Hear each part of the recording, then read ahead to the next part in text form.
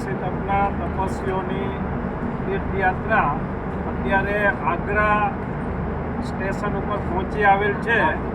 હા, સાંજના 8 વાગ્યા છે અને આગળ વધી રહી છે. તમામ તપસ્વીઓ ખૂબ સાતામાં છે.